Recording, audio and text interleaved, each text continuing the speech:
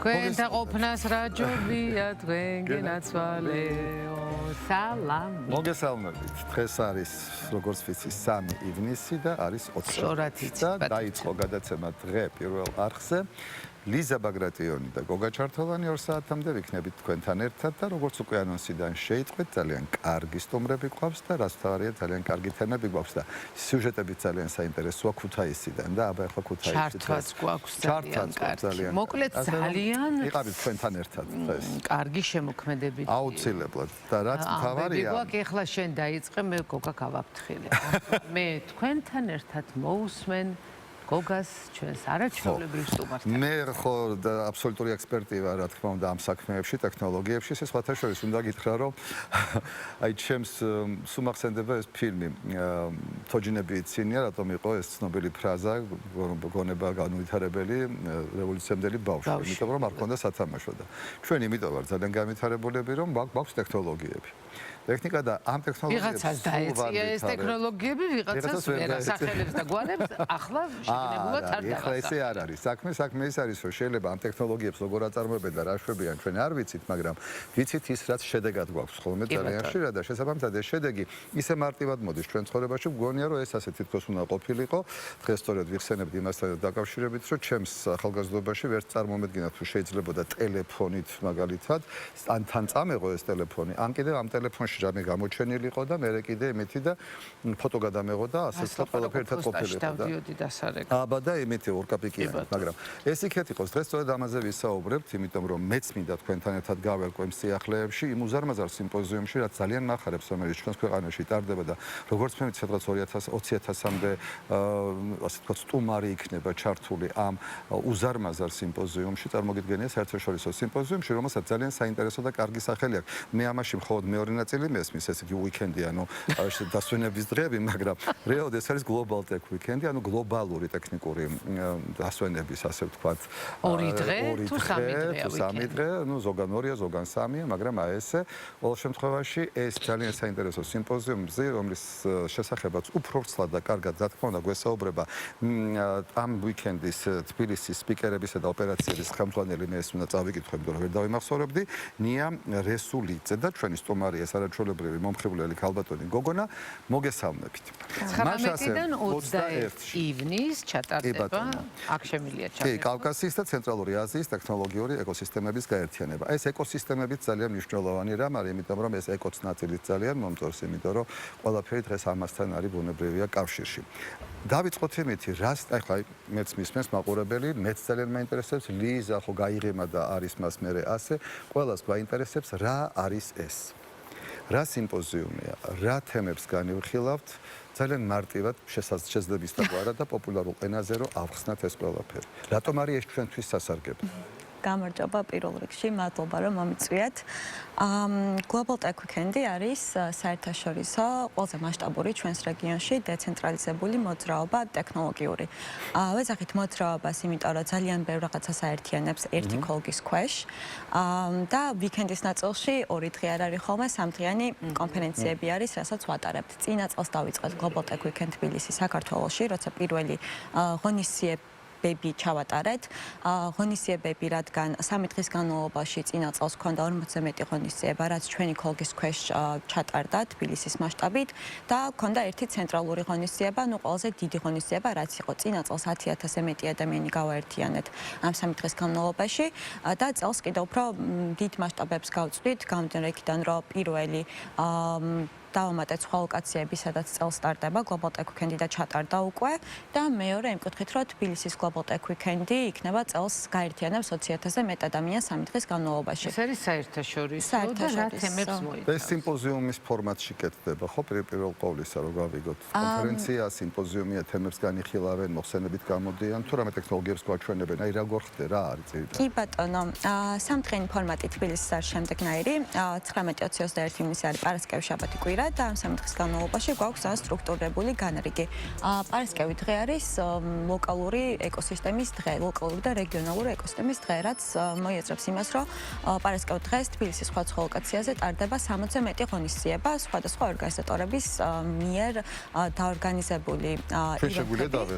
კი, რა თქმა უნდა, ჩვენს ვებსაიტზე არის ჩამონათვალი ყველა ღონისძიების და ეს ღონისძიებები თემატურად და სექტორულად არის ძალიან ფართო მიმართულებების გამომდინარე იქიდან, რომ ჩვენ ვაერთიანებთ როგორც ტრადიციულ ბიზნესებს, ასევე ტექ და სამეწარმეო ეკოსისტემას და ასევე კრეატიულ ინდუსტრიებს. ამიტომ ნებისმიერი ბექგრაუნდის, ნებისმიერი გამოცდილების ადამიანისთვის მოიძებნება პარასკევ დღეს ესეთი ღონისძიება, რომელიც მისთვის იქნება საინტერესო, გაიგებს ბევრ ახალს თავისი ინდუსტრიის შესახებ და რაც მთავარია, გაიცნობს საინტერესო ადამიანებს ამ ღონისძიებების ფარგლებში. პანელური დისკუსიებია თუ როგორი ფორმატი, აი მოვედი სადღაც ღონისძიებაზე. იქ რა ხდება, მოვისმენ რამეს, ვნახავ რამეს, შევხედავ რამეს თუ როგორ აი რა ხდება, ხო, ეს ძალიან მნიშვნელოვანია, იმიტომ რომ აი რომ მოვალ რა დამხვდება, მაგალითად ერთ-ერთი ნიმუშად რომ ავიღოთ. კი, აი პარასკევი დღის ღონისძიებები ძალიან განსხვავდება ფორმატების სტილში. აი შეიძლება რომ მაგალითისთვის პირველ საათზე არის 3 პარალელური ღონისძიება სხვადასხვა ლოკაციაზე. ერთი არის 20 კაციანი ვორქშოპი, ძალიან ტექნიკური, რომელიც შეიძლება თქვენც არ იყოს საინტერესო, თუმცა პარალელურად სხვა ლოკაციაზე იყოს გამოფენა ხელოვნების მიმართულებით, რაც თქვენთვის იყოს საინტერესო. აი მსგავსი სტილის ღონისძიებები არის მთელი დღის განმავლობაში და დეტალურად უკვე ჩვენს კალენდარში არის გაშლილი. ეს არის პარასკევი დღის ფორმატი, სადაც ბევრი პატარა ღონისძიება ტარდება ქალაქის მასშტაბით და შემდეგ უკვე შაბათ დღეს პატარა ღონისძიებები აღარ ტარდება, ტარდება მხოლოდ ჩვენი ერთი დიდი ცენტრალური ღონისძიება, რის ირგვლივაც იკვრება იდეაში ყველაფერი. რა ხდება იქ? აი მანდ გვაქვს უკვე თბილისში ტარდება ფაქტორი თბილისის ლოკაციაზე ეს ღონისძიება და აქ ველოდებით მხოლოდ ამ ღონისძიებაზე 1000-ზე მეტ სტუმარს. ამ ღონისძიებაზე გვაქვს 5 სცენა, სადაც რეალურად მოვლეს სტუმრები თუ ონლაინ ჩართვები? არა, ფიზიკურ სივრცეში ვიყავთ. რა საბოლოოდ 10,000 კაც, რა საბოლოოდ. და აი აქ გვაქვს უკვე ეგ ფორმატი, სადაც აი 5-ვე სცენაზე პარალელურ რეჟიმში მიდის საინტერესო პანელური დისკუსიები, პრეზენტაციები, fireside chat-ის ფორმატებიც გვაქვს და ასევე ცალკე გვაქვს გამოყოფილად.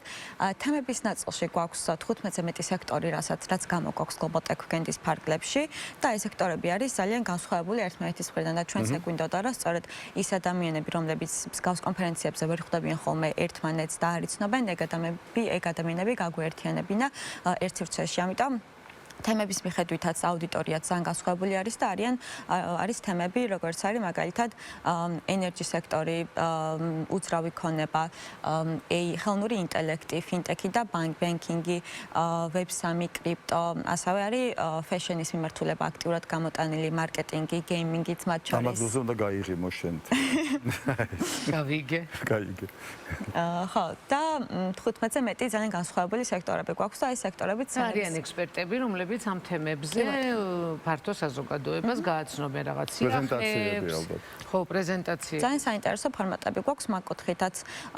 როგორც ხსენებლები საქართველები არიან? არა, აი ეგ მინდა და ზუსტად ხარ მეთქვა, რომ ბევრი 100 მეტი საერთაშორისო სტუმარი ყავს, რომლებიც სპიკერებად ჩამოყავს Global Tech Weekend თბილისისთვის და აი შაბათი დღისთვის გვაქვს ძალიან საინტერესო განრიგი იმ კუთხით, რომ მიუხედავად გარდა იმისა, რომ ეს სპიკერები მარტო გამოდიან სცენაზე და თავიანთ გამოცდილებებს აზიარებენ დამსწრეებთან, ასევე გვაქვს ფორმატები, სადაც ქართველი და უცხოელი ექსპერტები ერთად გამოდიან სცენაზე და ერთად საუბრობენ სხვადასხვა პერსპექტივებიდან კონკრეტულ ინდუსტრიაზე.